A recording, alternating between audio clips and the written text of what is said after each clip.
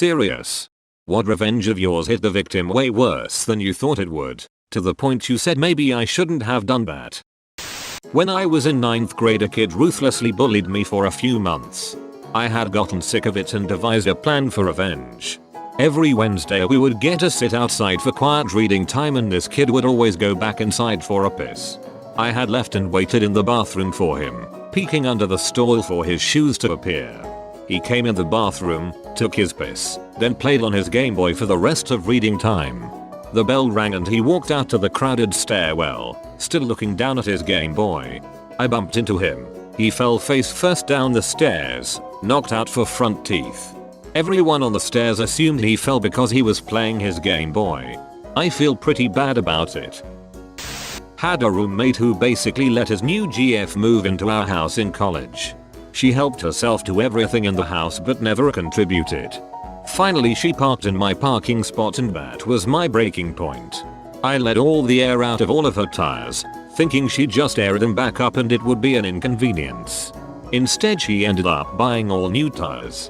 Whoops. Never came clean about it. She's an idiot. So, she had the money to buy 4 new tires, but couldn't kick in on anything around the house? You stimulated the local economy, improved the safety and handling of her car. What's the downside? I'm still mad at myself for this. When I was a preteen, my friend and I went to one of those day camps that picked us up in yellow school buses. One of the other kids on our bus was a younger boy I'll refer to as Eli. Eli was a ducking terror. He would scream and spit and hump things, make a mess, and be as annoying and insufferable as possible. Riding the bus with him was a nightmare for everyone involved most of the time. So I came up with this idea. I found his family in the phone book and called up pretending to be a camp counselor.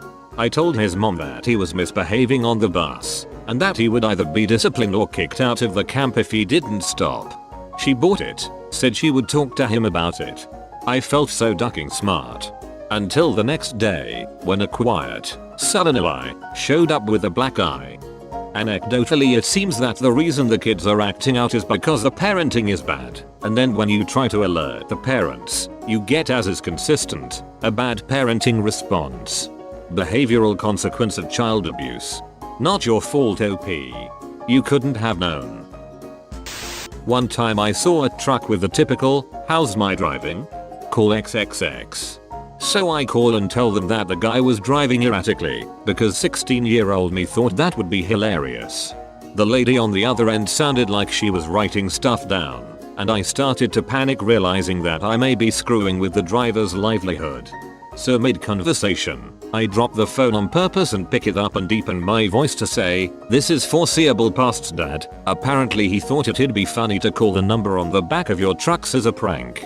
The lady was understanding and said that it's nothing to mess around with, as they take driving safety very serious. I continued to feel bad, so I told her that my son would like to apologize. So I dropped the phone again and apologized in a regretful way and then hung up. Probably the most elaborate, stupidest thing I've ever done.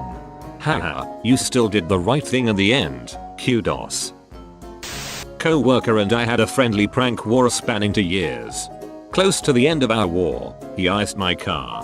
Icing involves taking the hose to the parking lot every half hour and spraying a light mist over your victim's car when it's below 0 out.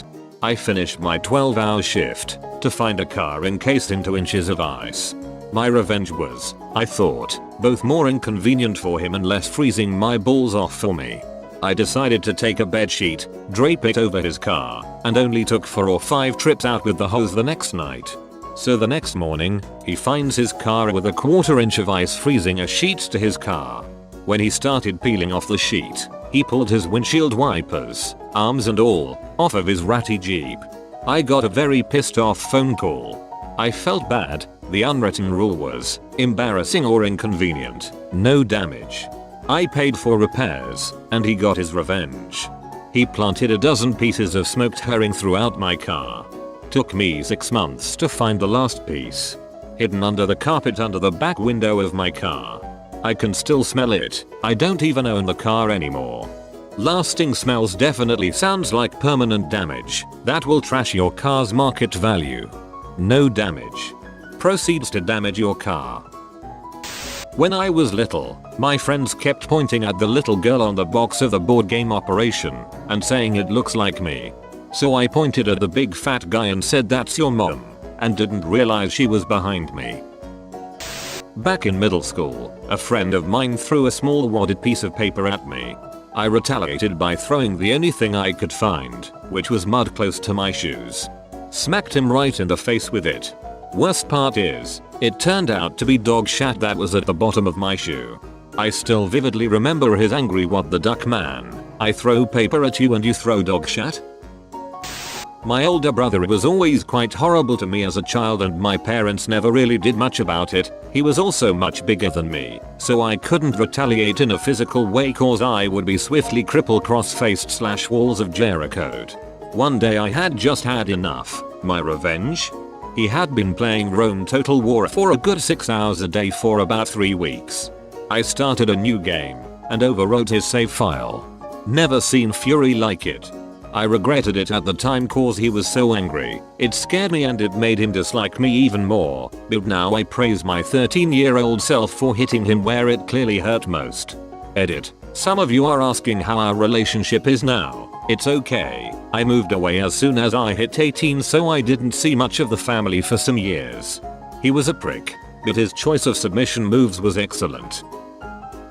I think I have told this before, but I think I was 15 and was in class and sat next to a friend of mine. He for no reason began to say, "Haha, you're bald father," which I followed up with, "Haha, you're bald mother." He started crying and ran to the teacher. I honestly forgot his mom had cancer and was getting chemo. Hee, not really relevant to this thread, but you reminded me of a funny incident. In high school, my mom finally insisted that I start shaving because my beginner's mustache looked trashy so I did, and this kid from across the street, maybe 10 or so years younger than me, noticed, so he tried to mock me. "Haha, you shave your face. Haha, just like my mom. Only girls shave their mustache off." He thought he was mocking me, but all he was really doing was accidentally revealing that his mom had such a dense mustache that she needed to shave.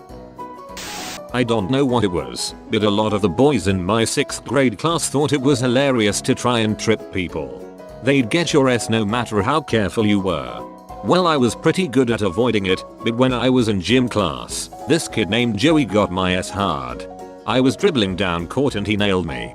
I face planted hard.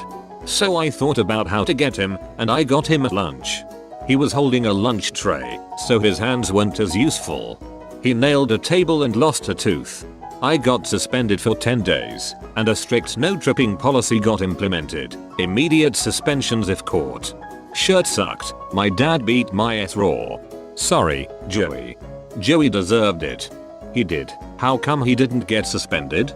Probably because OP didn't shed any blood or no one saw Joey do it. You don't get punished for breaking the rules. You get punished for getting caught.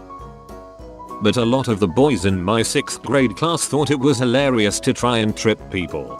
I don't know why this is so popular among this age group. Had the same trend at my middle school. One kid would grab the handles of backpacks and pull, which would lead to you landing on your back every time. I told him once that if he did it again, I was going to punch him. He did it again. I punched him.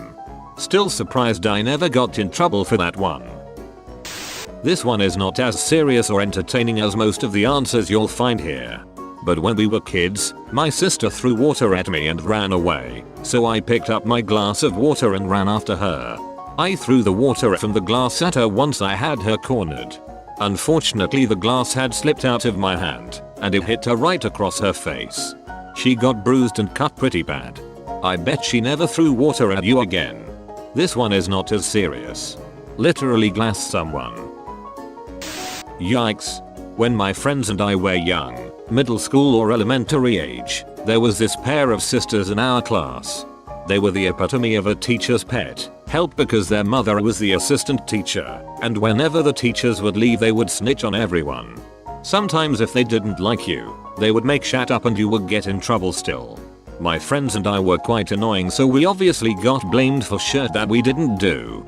No matter what we did, we were never believed in our innocence.